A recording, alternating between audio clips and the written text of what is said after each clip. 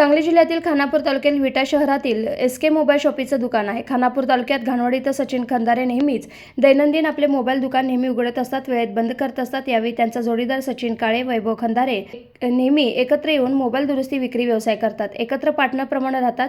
गुरुवारी दिनांक 30 मे रोजी वैभव खंदारे यांनी सकाळी 10 वाजता मोबाईल दुकान उघडलं. दिवसभर जुने मोबाईल विक्री करून माझा पार्टनर जोडीदार सचिन काळे यांनी त्याच्याकडे दुरुस्तीसाठी आलेले विविध कंपन्यांचे मोबाईल दुरुस्त केले. दोघांमध्ये एकच दुकान आहे, प्रत्येकाचं काउंटर वेगवेगळं. मूळचा सचिन काळे सातारा जिल्ह्यातील खटाव तालुक्यातील असून हे दोघेजण आपला मोबाईल शॉपीचा व्यवसाय करतात. दोघेही 30 मे रोजी नेहमीप्रमाणे दुकानात बसले असता त्याच दिवशी मोबाईल दुरुस्ती करणारा सचिन काळे ग्राहकांचे सर्व मोबाईल दुरुस्त करून पार्टनर सचिन काळे यांना जोडीदार वैभव खंदारे यास सांगून लवकर आपल्या परगावी सचिन काळे निघून गेला. रात्री साधारण 8:50 ग्राहकांची वर्दळ संपल्यानंतर सर्व माल व्यवस्थित ठेवून नेहमीप्रमाणे दुकान बंद करून घरी गेला असता दुसऱ्या दिवशी शुक्रवारी 31 मेला सकाळी 9:55 शेजारील दुकानदार ओंकार गडदरे याचा फोन आला.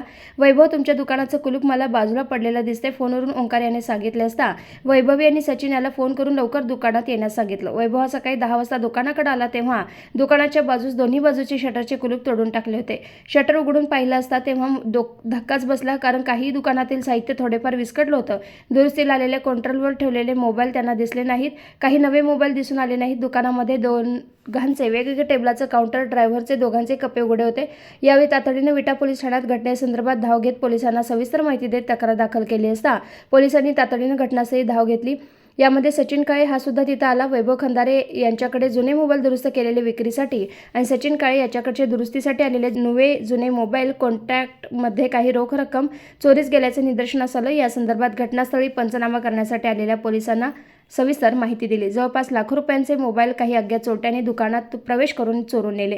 सदर चोरट्यांनी विटा शहरात आणखी एक मोबाईल शॉपीचे दुकान फोडण्याचा प्रयत्न केला. हा सर्व चोरट्यांचा प्रकार सीसीटीव्हीत कैद आहे. विटा पोलीस ठाणा पोलीस निरीक्षक शरद मेमाणे यांच्या मार्गदर्शनाखाली पुढील तपास विटा पोलीस ठाणा गुन्हे प्रकटीकरण पथकातील साखरपे, माळी, वाघ, किरण खाडे करत आहेत. भर सराफपेठमधले एसके मोबाईल शॉपी अज्ञात चोरट्यांनी रात्री अंधाराचा गैरफायदा घेत चोरी करून घटनास्थळावरून पसार झाले. विटा पोलीस ठाण्याकडे गुन्हे प्रकटीकरण पथक, पोलीस पथक पुढील तपास करत आहे. दिवसभरातील घडामोडींचा आढावा घेण्यासाठी पाहत रहा N24 मराठी न्यूज चॅनल.